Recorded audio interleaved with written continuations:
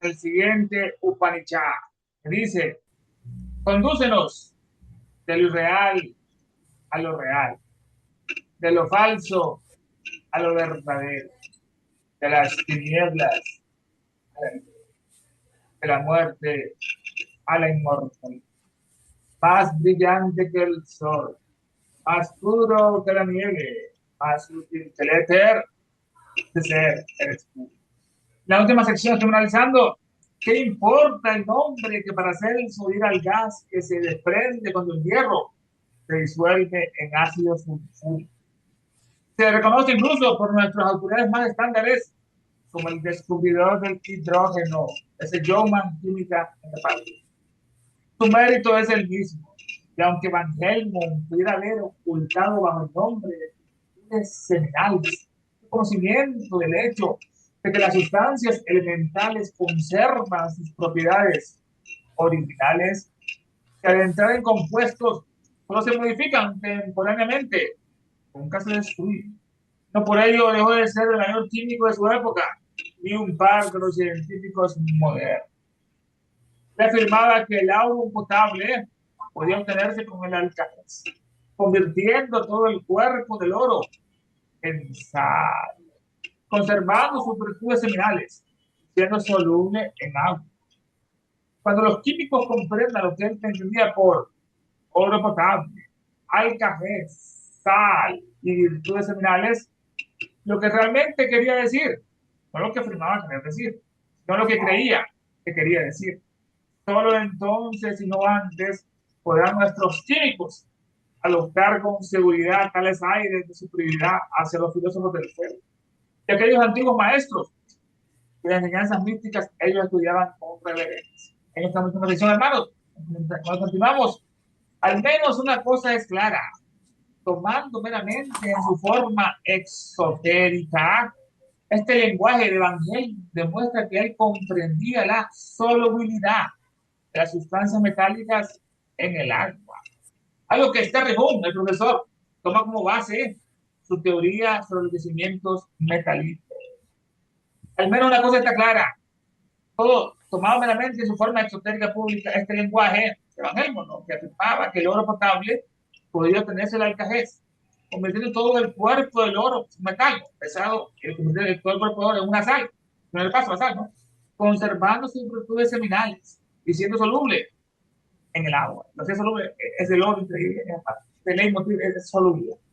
Al menos una cosa está clara, tomado meramente en su forma exotérica, este lenguaje de Van Helmont, aunque con inclinaciones místicas y creyente en la piedra filosofal, fue un observador cuidadoso y un experimentador exacto. Puede considerarse como un representante sincrético de la alquimia y de la química. Ese puente, la química y la alquimia. Este lenguaje de Van Helmont demuestra que él comprendía la solubilidad de las sustancias metálicas en el agua. La solubilidad. Van Helmont entendía que los metales podrían disolverse en medios líquidos, en ácidos, más sulfúricos, diluidos con base acuosa. La presa de metal. Vamos a ver unas imágenes como de ese experimento, como se parece de metal. Sin desaparecer. Van Helmont entendía que, bueno, recuperarse el micrófono, tú me puedes agarrar ahí, por favor, escuchen. Van Helmont entendía que los metales podían disolverse en medios líquidos, ácidos diluidos con base acuosa, sin desaparecer el metal, conservando su masa diluida, ¿no? E identidad química dentro de esa solución. Aunque los alquimistas previos creían que la disolución destruía el metal o lo transmutaba de forma a oro, Van Helmont demostró matemáticamente al principio, que vamos a ver matemáticamente, con otros científicos, ¿no? Al principio de la conservación de la materia, pues de la energía. La materia no se crea ni se destruye, solo se transforma. Es nuestra mónada que va en plan mineral, a la planta, después al animal, después al humano, después al ángel. Hay una cosa está clara, tomado meramente su forma exotérica, este lenguaje de Van Helmont demuestra que él comprendía la solubilidad de las sustancias metálicas en el agua. Para comprender el trasfondo científico e histórico de esta afirmación, debemos analizar el experimento histórico del cobre, el metal, Van Helmont demostró su teoría mediante un experimento cuantitativo, cantidad, riguroso, utilizando cobre. Primero, la disolución. Disolvió una masa exacta de cobre metálico en un ácido nítrico. La fórmula de nitrógeno. Disolvió el cobre, una masa exacta de cobre en metálico en ácido nítrico. El metal desapareció, entre comillas, a la vista de las personas, transformándose en una solución líquida de color azul, como el metal. Esa solución es el nitrato de cobre. La fórmula cobre, nitrógeno, otro. También el segundo paso, la recuperación o la resurrección, entre determinación. Añadió después sal de tártaro. La estoy analizando en esa última sección de ICID, que esa sal se obtenía del vino, de la que cristalizaba en esos grandes barriles. Esa sal, al dar esta sal de tártaro, que es un carbonato de potasio, CO2, K2, CO3, K de potasio. Cuando derivó esta sal a la solución, lo que provocó la precipitación del metal, precipitó la sustancia azul, ¿no? El pesaje número 3. Al fundir el precipitado recuperó exactamente la misma cantidad inicial de cobre. Mágicamente, pues desapareció el cobre en ese ácido nítrico, después le echó esa sal de tártaro y reapareció con la misma cantidad de cobre. Entonces demostró cuantitativamente. Al menos una cosa está clara, tomado meramente en su forma exotérica. Este lenguaje de Van Helmont demuestra que él comprendía la solubilidad, las sustancias metálicas en el agua. El lenguaje de Van Helmont fue revolucionario, porque introdujo términos y conceptos modernos como sustancia persistente. Afirmó que el metal disuelto, el cobre, permanece en el agua en forma de partículas invisibles, muy pequeñas para el ojo humano, llamadas semillas o átomos específicos. Al menos una cosa está clara. Tomado meramente en su forma exotérica, este lenguaje de Van Helmont demuestra el comprender la solubilidad de la sustancia metálica en el agua. Algo que Sterry Hume, el profesor, toma como base de su teoría sobre los yacimientos metálicos. Sterry Hume nació en 1826, un gran geólogo y químico de Estados Unidos. En 1845 fue elegido miembro de la Asociación de Geólogos y Naturalistas Americanos de Yale, organizando esa universidad misteriosa de Yale.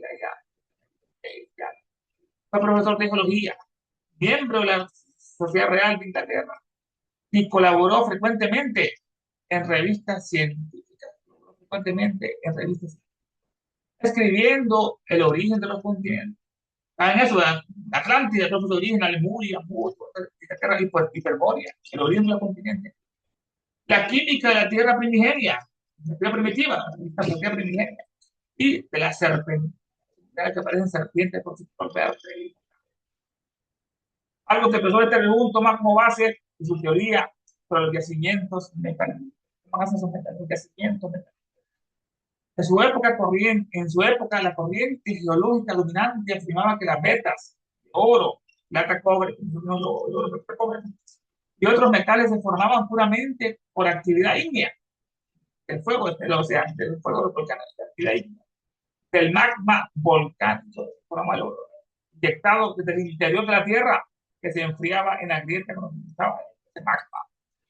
Torrejón desafió este dogma al proponer una revolucionaria teoría hidrotermal y sedimentaria. Hidro del agua termal y sedimentaria.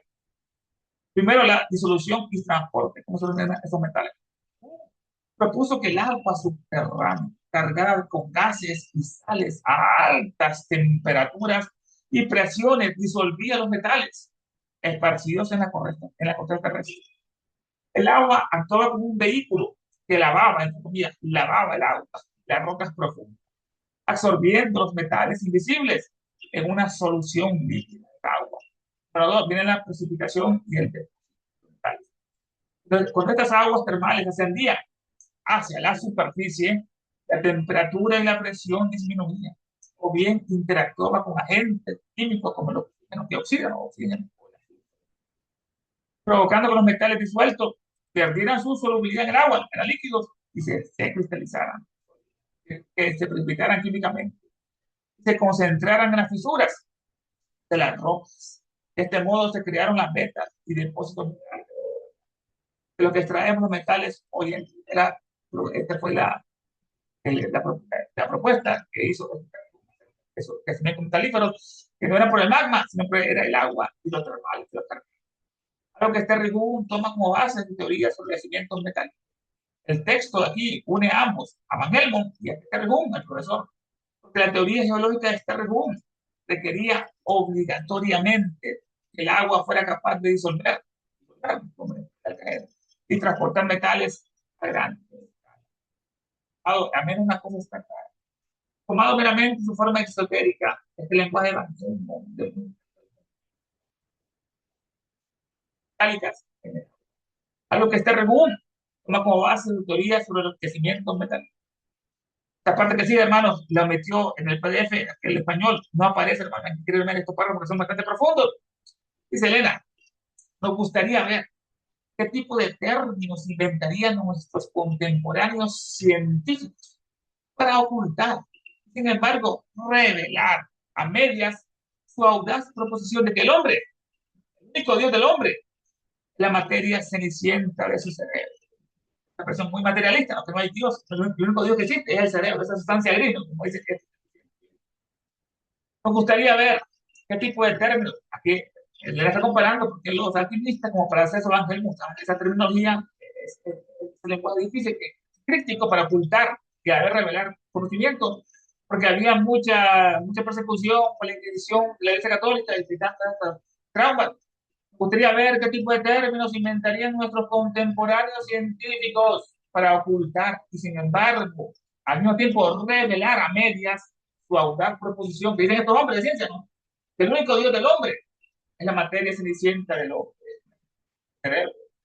Sin embargo, revelar, la palabra cosa, revelar, y aquí la analizamos bastante, revelar, es levantar nuevamente el velo, ese velo, era levantar el velo de la gran diosa Isis. Decía en el frontispicio su templo en Sais, en Egipto, en la isla Philae, soy todo lo que fue, es. Ningún mortal ha levantado jamás su velo. Y Selena, con este libro, apenas levantó ese velo. Me gustaría ver qué tipo de términos inventarían nuestros contemporáneos científicos para ocultar. Sin embargo, revelar a medias su audaz proposición de los científicos, ¿no? De que en el hombre, el único Dios del hombre es la materia cenicienta de su cerebro. Qué feo esto. El único Dios del hombre, el nuestro científico, es la materia cenicienta, la materia gris. La luna es flor de ceniza. Ahí explotaron todos los volcanes y murió la luna. Fue quemada en ese gran apocalipsis. El único Dios del hombre es la materia cenicienta de su cerebro. Es un científico, ¿no? Esta frase reduce toda la experiencia humana, el alma, la conciencia, la moral, el bien y el mal, el arte y la espiritualidad. Todo eso a menos impulsos eléctricos y reacciones químicas de la materia gris del cerebro. Para afirmar que el cerebro es el único Dios, la ciencia despoja al ser humano de cualquier naturaleza divina o trascendental. Qué fea vida, pura, qué horrible vida, es que animales, como pasó en los países comunistas, que prohibieron las religiones, cerraron las iglesias y se animalizaron, se bestializaron en la Unión Soviética. Era un gran genocidio, más de 40 millones de muertes. Y después vino Mao Zedong, más de 60 millones de muertes allá en la China. Por eso esta teoría está totalmente deformada, realmente diabólica. Gente para creada por masones y por judíos para destruir el mundo y conquistarlo ellos desde su superficie. Nos gustaría ver qué tipo de términos inventarían nuestros contemporáneos científicos para ocultar, sin embargo, revelar a medias su audaz proposición. En el hombre, el único Dios del hombre, piensan ellos, es la materia gris que sucede. Vale la pena analizar esta palabra otra vez, hermanos. Esta frase reduce toda la experiencia humana. No existe el alma, la ciencia, la moral, el arte o la espiritualidad. A menos impulsos eléctricos. El único Dios puede elegir el cerebro. A menos impulsos eléctricos, las neuronas y reacciones químicas de la materia gris de la corteza. Al afirmar que el cerebro es el único Dios, entre comillas, la ciencia despoja al ser humano. Le quita, ¿no? Pero lo despoja de cualquier naturaleza divina o trascendente. Qué horrible vida. Si en el sótano del nuevo Palacio de Justicia en Nueva York o en la Catedral de la Quinta Avenida existiera una cámara de torturas a la que un juez o un cardenal pudiera enviarlos a su antojo, a su voluntad. Viene completa esta palabra, ¿no? ¿Qué tipo? Me gustaría ver qué tipo de términos inventarían los contemporáneos científicos para ocultar, sin embargo, al mismo tiempo revelar a medias su proposición de que el hombre, el único Dios del hombre es la materia sin cerebro. como pasó en el pasado, si en el sótano del nuevo Palacio de Justicia científico o en la catedral de iglesia, ¿no? En la Quinta Avenida, existiera una cama de tortura, como existió, ¿no? En la Inquisición, Galileo Galilei, Giordano Bruno, todos sufrieron. Para que un juez o un cardenal católico, ¿no? Tiene enviado a su voluntad. Es como ver por qué, en este caso, alquimistas hablaban con ese lenguaje, esa jeringosa difícil de entender, para que no fueran torturados, ¿no? Le lanza el guante a esos científicos. A ver, me gustaría ver qué tipo de términos, palabras inventarían. Nuestros contemporáneos científicos para ocultar y sin embargo revelar a medias su auténtica proporción que tiene el hombre. Si esto lo ha hecho antes una persona, que lo meten preso y tortura, el único Dios del hombre es la materia sencilla del cerebro. En el sótano del nuevo Palacio de Justicia del Poder Civil de Nueva York, enfrenta la ley de los hombres o el Estado, ¿no? Pues toma el poder. Y por extensión es el triunfo de la era de la razón de los científicos y de la ciencia moderna. El nuevo jefe, la nueva autoridad, antes era la Iglesia Católica. En el sótano del nuevo Palacio de Justicia o en la catedral del poder eclesiástico, la Inquisición, el oscurantismo, o en la catedral, en este caso, es el poder religioso eclesiástico. Representa el dogma de la iglesia. Hay que pagar dinero para ir al cielo, indulgencia. Hay que matar animales para ir al cielo. Es un dogma totalmente antifilosófico, son bestiales, más bien diabólicos, con que las iglesias, las religiones se han apoderado del ser humano, de su alma. El poder religioso eclesiástico representa el dogma de la iglesia, la fe institucionalizada. Es la antigua autoridad espiritual. Antes el Papa mandaba, hacían la moneda, mandaba en toda Europa, era la voluntad del Papa. Mandaba descalzo a los reyes, los castigaba, los así humillaba el Papa antes de la madre. En el sótano del nuevo Palacio de Justicia o en la Catedral de San Patricio, de Nueva York, ya vamos a ver, la catedral más grande de América del Norte, la de San Patricio, Nueva York. En el sótano del nuevo Palacio de Justicia, con la Catedral de la Quinta Avenida de Nueva York, son las principales arterias del centro de Manhattan. Esa Quinta Avenida son las calles más famosas, lujosas e importantes del mundo. O sea, el distrito de Manhattan, de sur a norte, en este caso, separando el lado este del oeste. Es allá el eje, en México DF, el eje Lázaro Cárdenas, ahí lo separan en este caso. Si en el sótano del nuevo Palacio de Justicia, con la catedral de la Quinta Avenida, existiera una cámara de torturas para que un juez civil, ¿no? O un cardenal católico pudiera enviar a los científicos a su antojo, a su voluntad en esta parte. ¿Por qué el texto dice que los científicos ocultarían y revelarían a medias su ateísmo? Cerebro, el único Dios, ¿no? O materialismo. Solo si existiera una cámara de tortura a la que un juez o un cardenal pudiera enviarlos a su antojo. Por eso los alquimistas usaban lenguaje oculto, críptico, ¿no? Una gringonza que me acusa, ¿no? Para que no ocurriera lo que se pasó con Galileo Galilei o con el gran Giordano Bruno. Estos dos párrafos no aparecen en el libro de PDF, están totalmente omitidos en esta parte. Y acá tenemos, el profesor Esther Rejún afirma en una de sus conferencias: los alquimistas buscaron en vano un disolvente universal, pero ahora sabemos que el agua, ayudada en algunos casos por el calor, la presión y la presencia de ciertas sustancias ampliamente distribuidas, como el ácido carbónico, los sulfuros alcalinos, disuelve los cuerpos más insolubles. De modo que después de todo puede considerarse como el tan largamente buscado alcajés, entre comillas, ¿no? O Meston, que lo dice él en su obra Origen de los metalíferos. Esto suena casi como una paráfrasis de Evangelio. Oye, el mismísimo para hacer el pecado, para descargar un eficiente. El profesor Terrehun, que lo analizamos, afirma que en una de sus conferencias, lo siguiente: los alquimistas buscaron en vano. Alquimistas, la alquimia penetró por vez primera en Europa por conducto de Heber, el gran sabio y filósofo Heber, en el siglo VIII de nuestra era. Pero fue conocida y practicada muchos siglos antes en la China y en el Egipto, que hacían pólvora y otras cosas. Como dice Elena, que la doctrina secreta, el nombre de Egipto, en su palabra original es alchemy, alcan, es química, es la química que estudiaban los egipcios. Ahí consideraban que la mujer era más alquimista que el hombre, que tenía 10 orificios, y el hombre solo tenía 9 de ese caso. Entonces decía que cuando se casaba el hombre con la mujer, le decía al juez, el sacerdote: ahora tú eres mujer, eres de hombre de tu mujer, porque estaba superior en todos los tipos de actividades. Pero fue conocida y practicada muchos siglos antes en la China y el Egipto, esa alquimia. Los alquimistas buscaron en vano su disolvente. El solvente, lo utilizado de Arcajes, sustancia que tiene la capacidad de disolver cualquier cuerpo o elemento material, hasta reducirlo a su materia prima original. Solución absoluta. Rompía los lazos de cualquier compuesto, sin importar su dureza. Expulsaba cualquier germen de enfermedad y rejuvenecía al ser humano. Los alquimistas buscaron en vano. Pero ahora sabemos que el agua, estamos con el agua, ¿no?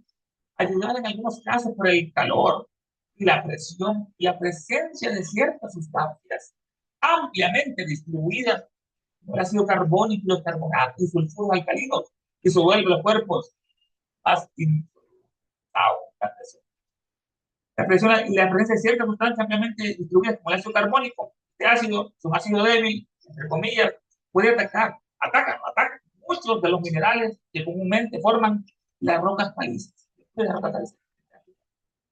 Este ácido no actúa solo, sino que convierte el agua en disolvente extremadamente potente, gracias a una propiedad clave que tiene, que es la meteorización química. Un meteoro que yo, la meteorización química destruye, pulveriza. El origen del ácido carbónico en la naturaleza se origina de procesos naturales constantes. Uno, en la atmósfera. El agua de lluvia, la evaporación, absorbe el dióxido de carbono, el CO2, que expulsamos cuando transpiramos, cuando exhalamos, cuando expiramos. El agua de lluvia absorbe el dióxido de carbono, el CO2 del aire. Se transforma de forma natural en una solución débil, ácido carbónico. Número dos, la atmósfera, vamos con el suelo, la tierra. Al filtrarse en la tierra el agua, absorbe aún más CO2, dióxido de carbono, liberado por las raíces de las plantas. Por lo malo dormir con plantas, nada. No por lo contrario. Si no pulsan oxígeno, si no pulsan dióxido de carbono. Al filtrarse en la tierra el agua, absorbe aún más CO2, dióxido de carbono, liberado por las raíces de las plantas. La descomposición orgánica. Pues viene a ser más ácida y más reactiva, en este caso el agua. Sustancias ampliamente distribuidas como el ácido carbónico, cómo disuelve los cuerpos más insolubles del agua, que es ácido. Aunque es un ácido débil, su presencia continua bajo de calor y presión le permiten destruir rocas y minerales masivos. Los españoles tienen una forma de tortura, llegaron a América, lo encerraron a los rebeldes, lo encerraron en un calabozo, una torre, donde los amarraban y donde una gota le caía en la frente. Todo el tiempo, una pequeña gota, en un momento, la gota destruía el cráneo. Su presencia continua bajo las condiciones de calor y presión le permitía destruir rocas y minerales masivos. Solución de rocas calizas. Las rocas calizas, que son de carbonato de calcio, son insolubles en agua, insolubles, no entran, no oscuras. Sin embargo, cuando el agua contiene ácido carbónico, reacciona químicamente y disuelve la roca, disuelve esa agua. Este proceso es el responsable de la creación de cuevas y de los ríos subterráneos. Creación científica, hermano, nos ha revelado, nos ha quitado otro velo, porque se forman las cavernas, las cuevas, esos ríos subterráneos, después de la disolución de esa agua, el ácido carbónico de esa roca fuerte. La presión y la presencia de ciertas sustancias ampliamente distribuidas como el ácido carbónico y los carbonatos. Los carbonatos alcalinos son sales derivadas del ácido carbónico, reunidas en metales alcalinos como el sodio o el potasio. En la naturaleza y en los procesos geológicos profundos, estas sustancias actúan como funden, ¿no? Químicos, como fundentes químicos potentes, aumentando radicalmente la capacidad del agua para romper el agua, ¿no? Y disolver los minerales más duros y resistentes de la corteza terrestre. Cuando el agua subterránea lleva disueltos estos carbonatos y es sometida a altas presiones y temperaturas bajo la tierra, se convierte en un fluido hidrotermal agresivo. Se está comiendo la roca de carbonato. La presión y la presencia de ciertas sustancias ampliamente distribuidas como el ácido carbónico, los carbonatos y los sulfuros alcalinos. Sulfuros representan la pieza final y la más agresiva. Un sulfuro tiene azufre, como el azufre tiene el fuego. Son compuestos químicos formados por la unión de azufre con metales alcalinos como el sodio y el potasio. En el corazón de la Tierra, bajo condiciones extremas de calor y presión, estas sustancias transforman el agua en un fluido súper reactivo, capaz de disolver metales nobles y minerales metalíferos, metales como el oro, plátano, metales nobles, capaz de disolver metales nobles y minerales metalíferos. que resisten incluso a los ácidos más fuertes. Si el ácido carbónico, el primero, disuelve la caliza, la roca, los carbonatos, segundo, disuelven el cuarzo, los sulfuros, tercero, alcalinos son los encargados de disolver, destruir los metales más preciosos e insolubles, las cosas insolubles, como el oro, la plata, el platino, etc. Así dice él, ¿no? Los alquimistas buscaron en vano un solvente universal, pero ahora sabemos que el agua, ayudada en algunos casos por la presión y la presencia de ciertas sustancias ampliamente distribuidas, como el ácido carbónico y los carbonatos y los sulfuros alcalinos, disuelven los cuerpos más insolubles. De modo que después de todo, puede considerarse como el tan largamente buscado, unido a eso, Alcajes o el Menstrum universal. Pero científico, Alcajes o Menstrum universal, en su obra, Origen de los depósitos metálicos, Carrión. La obra, una de las obras más influyentes de la Starry la formación de los yacimientos metálicos, forma el oro, el autor desarrolla una teoría geológica y química para explicar el origen de los depósitos de metales como el hierro, el cobre, el plomo, el zinc, la plata y el oro. Su propuesta fue innovadora para la época, fue revolucionaria y contribuyó al desarrollo de la geología económica moderna. El profesor sostiene que los metales no se originan directamente en las vetas, se encuentran, donde actualmente se encuentran, sino que inicialmente estaban dispersos en las rocas y sedimentos de la corteza terrestre. Mediante la acción del agua subterránea y diversos procesos químicos, estos metales fueron disueltos, transportados y finalmente concentrados en depósitos minerales. Ahora del oriente. Dice Elena con signos de admiración. Esto es una paráfrasis de Van Helmont o del mismísimo Paracelsus. La paráfrasis es una técnica de redacción que consiste en explicar o escribir un texto con tus propias palabras. Sencillo, manteniendo la idea original, pero utilizando un lenguaje más sencillo o adaptado a tu estilo. El objetivo principal era facilitar la comprensión de un lenguaje, de un mensaje, y evitar el plagio. Consiste en decir palabras en palabras más sencillas y con menos palabras técnicas de ideas propias de un texto determinado. Esta fue una paráfrasis de Van Helmont o del mismísimo Paracelsus. Paracelsus, uno de los principios de Paracelsus era, entre comillas, únicamente un hombre virtuoso puede ser un buen médico. La virtud importante. Solamente un hombre virtuoso puede ser un buen médico. Para él la medicina tenía 4 pilares. La astronomía, la primera. La astrología, la celestial. La ciencia natural, aquí en la tierra. La química. Y por último, la más poderosa, el amor. El PDF lo siguiente, con la contraparte, no me importa el nombre que Paracelso dio al gas resultante de la reacción del hierro y el ácido sulfúrico. Las autoridades en química reconocen que descubrió el hidrógeno. Su mérito es el mismo.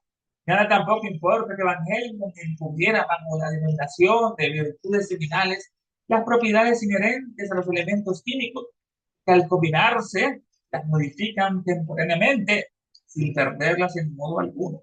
Pues no por su enigmático lenguaje debe de ser el químico más ilustre de su época, en par igualdad de mérito con los de afirmaban Helmont que el oro potable podía obtenerse por medio de la riqueza, calificando el oro de suerte que sin perder sus virtudes seminales se disolviera en el agua. Cuando los químicos sepan no lo que Van Helmont decía que entendía, y lo que se supone que entendía, sino lo que en realidad entendía por oro potable, alcajez, tal y virtudes seminales, podrán definir su actitud respecto a los filósofos del fuego y a sus antiguos maestros cuyas místicas enseñanzas respectivamente siguieron.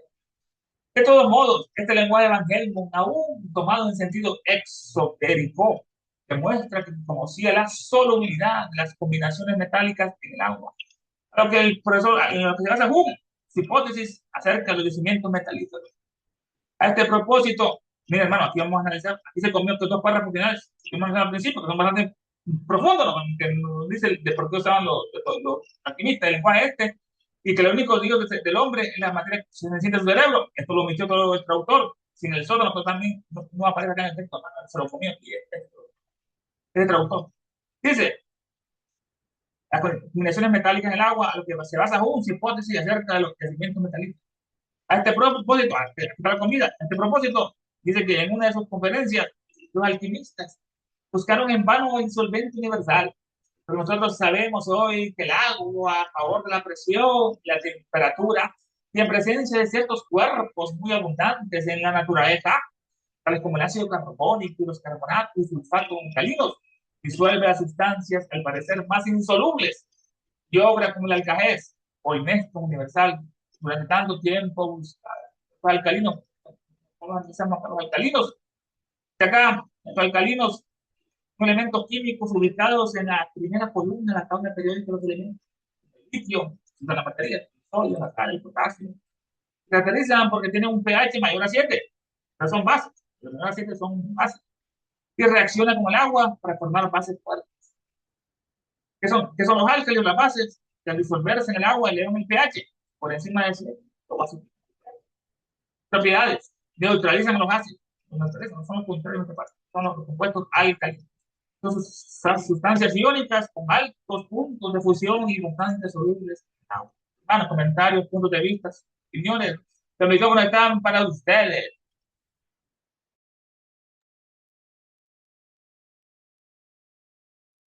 Adelante, si hay comentarios o preguntas, o si no, pues sigue adelante, Ernesto. Okay, ahí me interrumpen cuando quieran. De acuerdo. Este, No, yo Ángel. sí quiero preguntarte algo, Ah, Ernesto. sí. Ahorita escuchando, por ejemplo, eh, las, las, los componentes que trae el agua de lluvia, y supongo que eso hace que también las plantas crezcan mejor, ¿verdad? Pero me vino a la mente, ahora que fue el sismo de ahí en Venezuela, ¿es posible que realmente un sismo se pueda provocar ah, nada más, por ejemplo, dejando caer una especie como de lluvia de ciertas sustancias? ¿O cómo podrían en un momento dado poder provocar un sismo?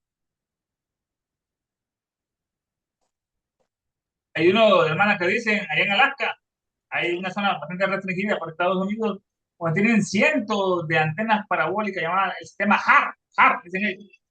Dicen que cuando ellos quieren tener un país que no fuera sometido a los gringos, a los judíos, a los israelitas, que ellos alinean esas antenas directamente y provocar un tipo de terremoto, un sismo que está. Eso dicen algunas, ¿no? En alguna teoría sobre el sistema de HAR oculto, o sea, que enfocan ese poder telúrico y hacen temblar la tierra. Otros que son en la falla de San Andrés o en Japón, que son muy frecuentes estos terremotos y los tsunamis por el movimiento de las placas tectónicas, que se mueven ahí abajo y generan estos grandes movimientos y después vienen los grandes tsunamis en este caso. En la parte de los CIDES, hermanas, se dice que es un poder que ciertas personas pueden optar, que pueden producir terremotos y castigar a sus enemigos, o tormentas, huracanes, dicen que son CIDES, hermanas, que lo pueden utilizar estos magos oscuros para destruir o ajusticiar a ciertas personas. En la Atlántida, que se comentó un momento anterior, cuando se estudió esa gran inundación, en la Sociedad Secreta no nos comenta que para que no sufrieran todos estos Atlantes, ¿no? Fue rápido su muerte, que otros quedaron amarrados, que ellos ocultaron, que ellos tenían unos espías, así que eran como unos perros parlantes, y tenían naves espaciales bimanas, no sobrevivió ninguno, que todo fue muy rápido en este caso, en la destrucción de la gran Atlántida. Otros dicen que los dragones blancos se fueron y le dieron nutrientes cierta, le dieron carta blanca a los dragones oscuros para que producieran esto. Estas personas que conocían estos dragones oscuros, cuando ellos llegaban a un lugar, tenían todas las plagas, la guerra, esta catástrofe, y huían rápidamente en este caso. No sé si otro hermano quiere compartir sobre eso, hermano, sobre esos CIDIs, destructores, formar huracanes. No sé si Roberto sabe algo de eso.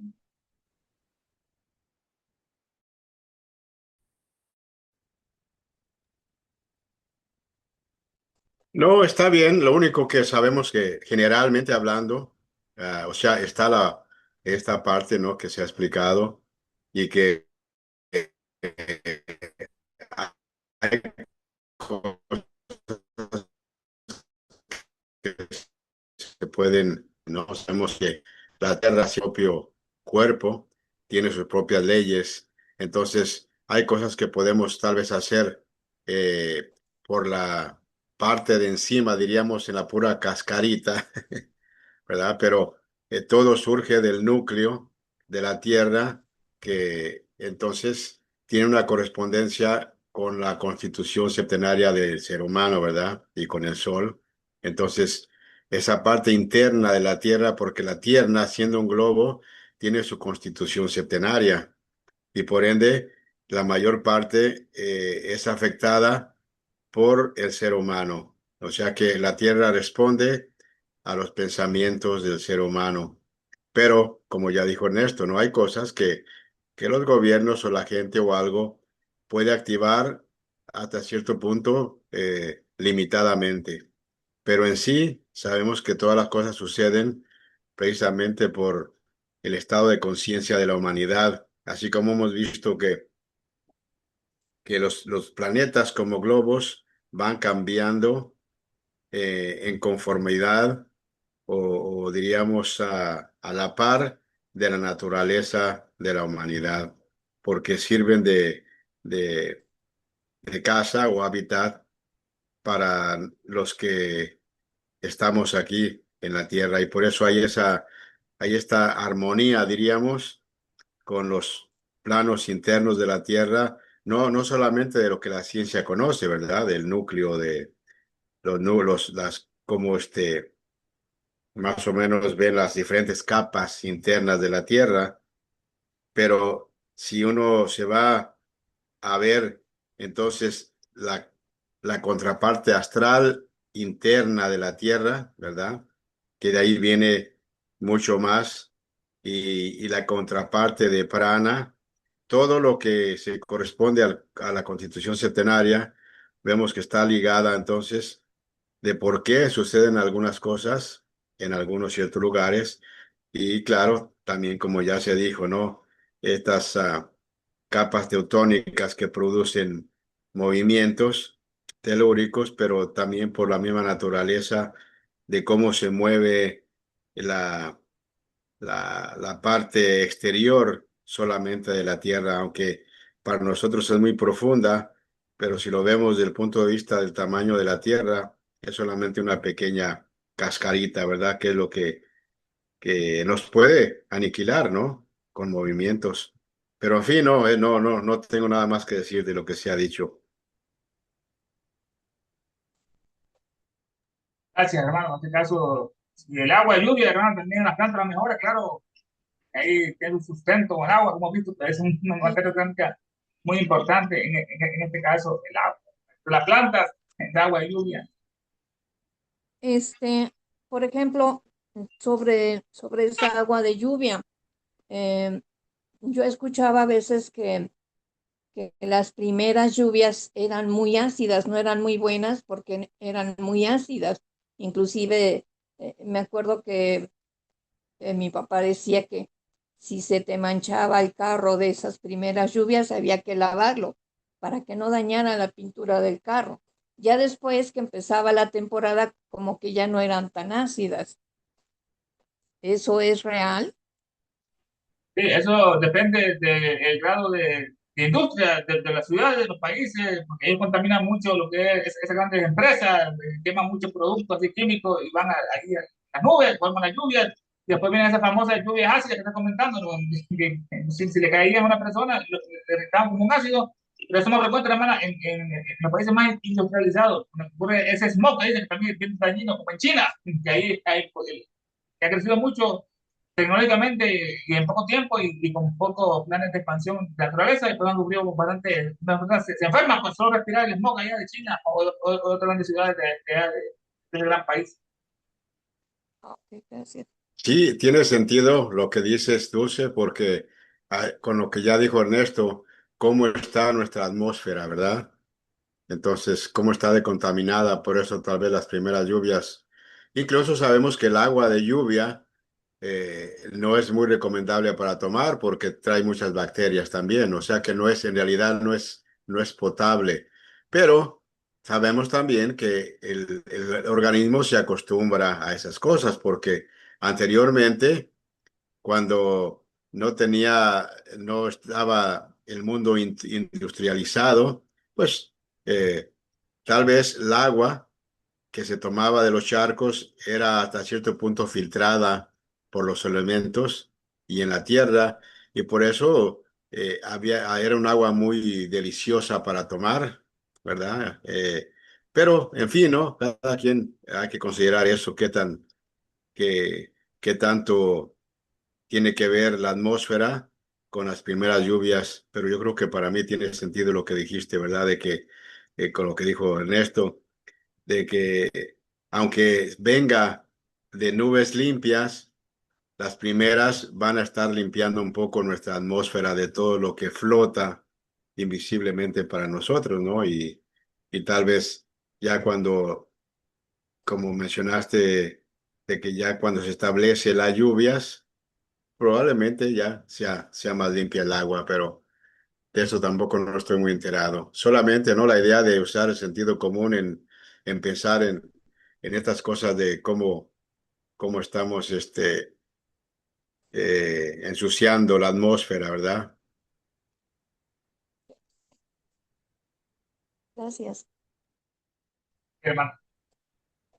Estamos aquí, Van Helmont, de joven, de diferencia, ya viejo, Van Helmont, en su laboratorio, esas investigaciones, estaba en alquimia, esas destilaciones, otro joven, y mi hermano, habla, diferente, mira, la nobleza, era ser Van Helmont, para hacer. Así se supone que es la piedra filosofal. Dice que una vez un extraño a Van Helmont le regaló un cuarto de gramo de piedra filosofal. Con ese cuarto de gramo, hermano, él convirtió 8 onzas de mercurio en oro puro en su propio laboratorio. De ahí se hizo un ferviente defensor de la alquimia. Ahí se descubrió una experiencia mística que era cierto de la piedra filosofal. Algunas pintan que así, hermano, roja, mientras hermosa, por rubí. La piedra filosofal es roja por el infierno, dicen cristianos, ¿no? Están buscando la inmortalidad de Lucifer. La piedra filosofal, este otro, Ernesto, ¿qué dice, hermano? no, es que se te estaba cortando mucho, pero parece que ya. Ok, gracias, disculpa la confusión. La piedra roja, la piedra filosofal, esta es muy frecuente, los temas en alquimia, con muchos símbolos, enseñan por aquí. Tenemos acá el sol, a la izquierda del león, una columna masculina, y el fuego, el portador de luz, los solares. A la derecha es lo contrario, el agua, el fuego, ¿no? Lo opuesto, una mujer, un hombre, la luna es esta, con los cuernos de Isis, que tiene aquí un hipopótamo, en otra parte de Elena, un capítulo del cocodrilo, el cocodrilo no se le gusta. Claro, pero la vida del cocodrilo. Acá está otro símbolo, se aparecen unas caracolas, que hay un dragón tirando fuego a la izquierda también, ¿no? En el fuego, ¿no? Falta el hombre, a la derecha es masculino, es femenino. Y la genética, masculino femenino, la meiosis, el sol está acá, está la luna, el espíritu y el ánimo está acá, que hay un monstruo, está tirando fuego también, ¿no? La tortuga o una de esos animales que están en el elemento fuego, salamandras, están los bichos volando, unas alas así como Hermes, como el Caducio, aquí hay una estrella de 7 puntas, no sé, un 7, ¿no? Que hay un triángulo, que hay un hombre ahí en el centro, están distintos animales, un niño, un buitre, una calavera, ¿no? Y otro pájaro, otra gaviota que están viendo por acá, una corona, entonces el símbolo es totalmente un unicornio de la alquimia. Alquimia. El experimento que estuve analizando, hermano, que hizo cuantitativamente lo que es Van Helmont, como descubrió, colocó el cobre, ¿no? En un ácido sulfúrico, un ácido cítrico, y vemos que el primero está ahí para pasar el tiempo, se fue disolviendo poco a poco, el segundo, ¿no? Y el tercero está como polvo, y el cuarto ya desapareció el cobre. Después, ¿qué hizo? Le agregó la sal de tártaro, que sostiene los vinos, ¿no? Aquello que estuvimos analizando en la fórmula de alcalá, le agregó la sal de tártaro y este cobre apareció purificado, lo fundió y lo pesó y tenía la misma cantidad, ¿no? Que este inicial. Así se demuestra de que no se, como el principio de conservación de la materia, no se destruye, solo se transforma. El ángel así de el cobre.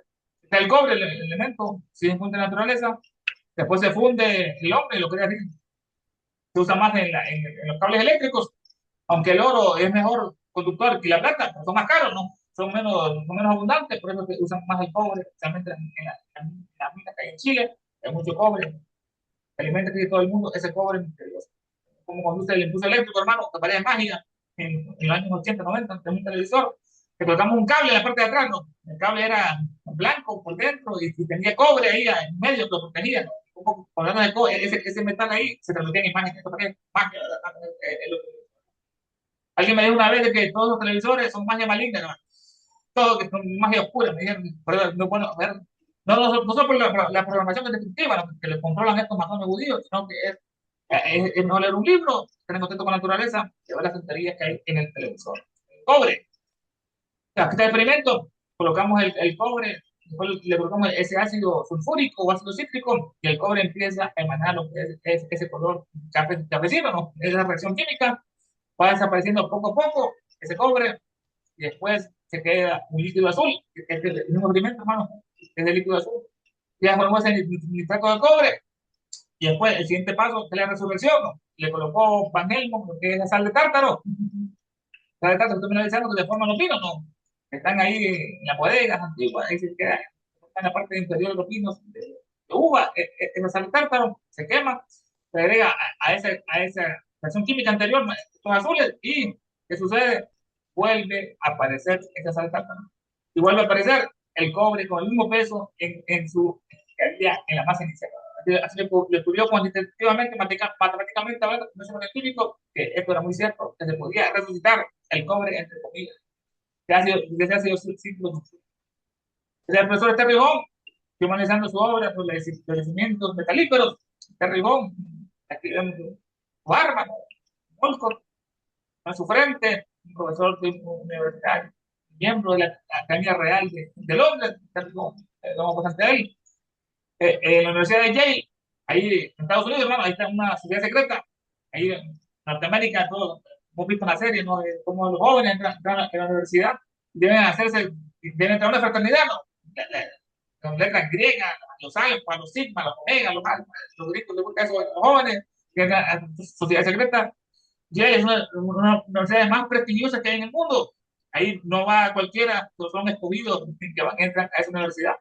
Este es abajo, es una sociedad secreta como los masones. Este es una logia que se llama los huesos y la calavera, Bone and Screw. Eso permiten que entren 13 iniciados por año. En este caso, solo 13 entran iniciados. Aquí entró George Bush, de joven, tenía este gran genocidio, hermano, de Estados Unidos, que inventó guerras de Irak para robarse petróleo y matar a Saddam Hussein. De joven, George Bush entró ahí. Y el otro, John Kerry. Estos dos combatieron después, hermano. Uno era el jefe del partido republicano, Bush, y otro del demócrata, John Kerry. Pero internamente era la misma logia, hermano, que tenía el poder, ¿no? En todas partes, así como el PAN, el PRI, hermano, todos estos partidos así políticos, realmente están estos secretos que controlan el mundo, controlan el televisor, controlan todos los huesos y la calavera. Y lo mismo, ¿no? Miren, cuando eran jóvenes eran más inocentes, ahora están viejos diablos, ¿no? George Bush, que fue muy acusado, que nunca encontró las armas químicas de Saddam Hussein, porque fue un invento de él, no va a tirar armas químicas de destrucción en Irak, y pidió disculpas solamente, y mató a no sé cuántos seres humanos, más de 100.000, mató a este gran asesino, John Kerry, después fue la guerra de Vietnam. Aquí en Estados Unidos, el burlazo del mundo, ¿no? El republicano y el demócrata, y al final son las mismas sociedades secretas, los huesos y la calavera. ¿Qué hacen ellos? No, como tumbar las Torres Gemelas, no fue Osama Bin Laden, hermano, que se burló de la tecnología. Los árabes son del segundo mundo, o estos de Afganistán son del cuarto mundo, hermano, en pobreza y todo, son muy incivilizados allá en Afganistán. Como esos, pues ser más inteligentes, de burlarse de todo el sistema de seguridad de Estados Unidos. Desaparecieron los satélites que detectan cualquier cosa, cualquier avión que se mueve en otras coordenadas, lo destruyen inmediatamente, pero estos aviones chocaron directamente con allá, con las Torres Gemelas en Nueva York. Y dicen, que está orgulloso del mundo, este es el vicepresidente, este es judío, que realmente mandaron a Estados Unidos, llama el nombre y este era el ministro de Defensa, Trump, llama y aquí está check full, dice, estaba lleno de gasolina del avión, ¿no? Esa es muy buena teoría para generar el mundo, ¿no? Las Torres Gemelas fueron ellos mismos, hermano, eso se llama destrucción controlada, ponen dinamita en la parte inferior de un edificio y después, cuando ya están antiguos, los demuelen, aprenden la carga y explotan. Así fue como cayeron estas torres, por demolición controlada, como lo han dicho muchos arquitectos en el mundo, pero solo que los televisores no les prestan el micrófono y la cámara, porque la gente sigue engañada, bueno, los árabes y así justificar una agresión asesina a Saddam Hussein y robarse el petróleo y robársela en Afganistán la amapola. Y la amapola hacen heroína, que es la que le gusta a ellos, la cocaína, ¿no? La heroína, estos grandes asesinos y genocidas, Bush, y el otro rompen, el otro morir medio. Dice, este es bastante más creíble esto, lo que se veía ahí, ¿no? Que la verdad que ellos dicen que esta pasa, que fue Auxilia, hermano, el que derribó la Torre de Vela, está una crítica bastante a ese acontecimiento que cambió la historia actual moderna, ¿no? Las Torres Gemelas de Nueva York. Ya han pasado más de 20 años, no fue en 2001, imagínense, más de 25 años. Luego auxilia entonces, no fueron los árabes, que andan en pterodáctilos, no, ni tienen aviones que vieron a Torres. Aquí están estos tres amiguitos, que se burlan del mundo, George Bush, vestido de emperador masónico, está este chino antes de Xi Jinping, extrajunicado, el mandamás del Partido Comunista de China, y en el medio ya lo conocen, la Federación, de Europa, los tres amiguitos burlándose del mundo. Son masones, ocultos, sectores políticos. Esto fue lo que analizamos previamente con los yacimientos metalíferos de Terry Boone y decía lo que es Van Helmont, acerca de cómo se producen los metales. El hermano comentaba que el núcleo de la Tierra no caliente, que se mueve, lleno de hierro y níquel, el magma en enfriamiento impulsa la circulación de los fluidos. Entonces, que demuestran estos fluidos. Estructuras geológicas, las fallas de San Andrés y fracturas proporcionan vías para que salgan los fluidos, en este caso, estas fallas, estas grietas. Yacimientos minerales, oro, plata. Los metales precipitan donde converge el calor, los fluidos de estructuras y las rocas fértiles. Aquí la Tierra, ya en la superficie, uno de esos rastros superficiales de fallas que atraviesan la corteza superior. ¿Cómo se forman los distintos metales? Exploración exitosa, reconocer los mismos ingredientes: calor, agua, roca, extracción, presión. La roca es el huésped, que es una capa de roca. Rocas favorables, reactivas, que atrapan metales, por ejemplo, la piedra caliza o rocas volcánicas ricas en fluidos ricos en minerales, que fue lo que dijo Terrejón, que propuso esa teoría que antes decían que los metales surgían del magma, y dijo que no, que era por agua hidrotermal. Fluidos ricos en minerales como el agua caliente y metales y el azufre ascienden a través de la corteza, ascienden y después se enfrían, el conocimiento metalífero, así se forman según el Terrejón. Que belleza, hermano, miramos el río Nilo, miren qué hermoso, aquí estuvo Elena, esta es una isla, en el Nilo, en Egipto, este es el templo Philae, de la mitad del amor, este es el templo de la Isis, donde ella fue, nuestra Elena, fue aquí este templo, y en su frontispicio, en la parte superior decía, soy todo lo que fue, es y será, ningún mortal puede levantarme. Aquella expresión, allá en Grecia era, el oráculo de Delfos, dice, hombre, conoce a ti mismo, conocerá a los dioses, y el río Nilo, revelar, él. Que adentro de este mismo templo Philae, bueno, que hermosa escultura, hermano, es unos gatos, cabeza humana, gatos, jeroglíficos, el templo de Philae, la apertura al sol, ¿verdad? Es una representación de esa estatua que estaba ahí, ya sin velo, ¿no? Estatua de nuestra Isis sin velo, la gran diosa Isis, que está develada en el caso. Tiene una mano derecha, hace una expresión, un cántaro, exquisita belleza de estos griegos, estos egipcios, como se llaman estas estatuas que parece que van a hablar en este caso. Había procedimientos secretos con la teopea, en que ellos, los sacerdotes iniciados, podían hacer que las estatuas hablaran, ¿no? Que entrara un espíritu planetario y agarrar conocimiento, ya sea de astronomía, de cultura, de matemáticas. Que lo vieron en otra parte, la teopea, una ciencia sagrada. Aquí está lo que decían los materialistas, que ¿qué pasaría si en aquella época ellos dijeran que el único Dios que existe es la materia gris, que se licencia del cerebro? Enviarían directamente a un sótano, o ahí, a eso judicial, o en la iglesia, un cardenal lo mandaría a torturar. La materia blanca es la que conecta, y la materia gris es la que procesa toda la información que tenemos, desde el cerebelo, los lóbulos frontales, el equilibrio. La presión, la materia blanca, la materia gris, está en la neurona, el axón, la mielina, el cuerpo celular. Las neuronas más especializadas tienen forma de pirámides, se llaman así, se llaman las neuronas piramidales, como la pirámide, todo tiene como arriba hacia abajo. La materia gris es el procesamiento de información sensorial y motora, procesa todo. La materia blanca es la transmisión de información, permite la zona gris, conecta las distintas áreas y permite que las neuronas se comuniquen en esta área. Las neuronas están envueltas en una capa mielina, el aislante, los cables de consistencia blancuza. Localiza debajo de la corteza y la zona más profunda del cerebro. La parte blanca, la blanca, pues decían las personas, ¿no? Que lo que más importa es la materia gris del cerebro. La más materia gris es más inteligente, supuestamente. Abunda en la materia gris los somas, los cuerpos, el cerebro de las neuronas. Aquí se encuentra en la corteza terrestre esa parte gris del cerebro, esa materia blanca. el nuevo Palacio de Justicia, que cuando Elena fue a Nueva York, lo estaban inaugurando, ¿no? ¿Qué pasaría? Dice, la verdad, la verdad, administración de justicia es el primer pilar para una buena gobernación. Son los pilares, las columnas griegas, esta parte, jónico, dórico, solarte, que tienen esta columna, el poder civil que gobernó, que le quitó el poder a la iglesia, está en Nueva York, es el poder civil. Y esta es la catedral más grande de Norteamérica, esta es la de San Patricio, en Nueva York, en la Quinta Avenida, en que hermoso estilo barroco, en este caso, igual que la de Notre Dame, que está. Elena, si estos científicos, si había un obispo que lo mandara a un sótano a torturarlo, si van a decir eso, que lo único que existe es el cerebro, la sustancia cenicienta. La Quinta Avenida, en Estados Unidos, de la más rica, la más famosa del mundo, de la más lujo, en esa Quinta Avenida en Manhattan, que divide lo que es la parte que es de derecha.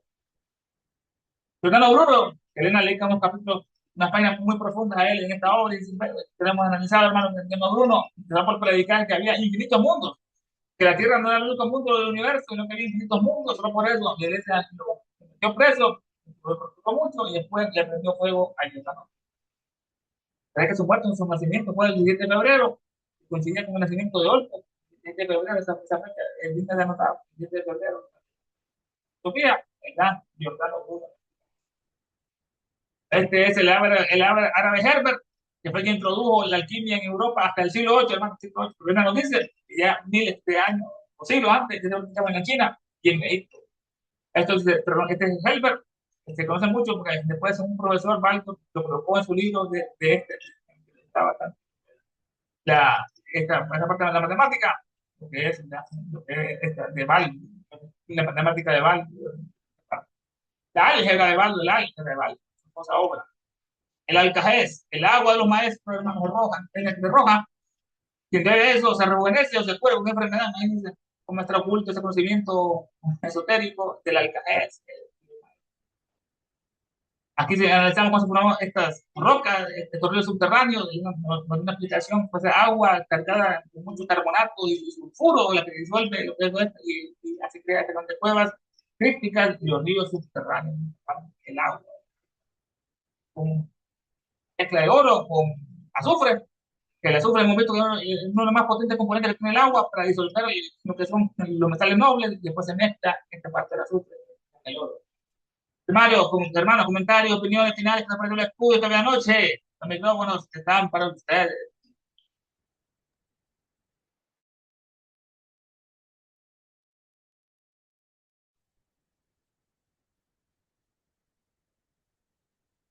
Muy bien, ¿alguien que quiera comentar antes de cerrar?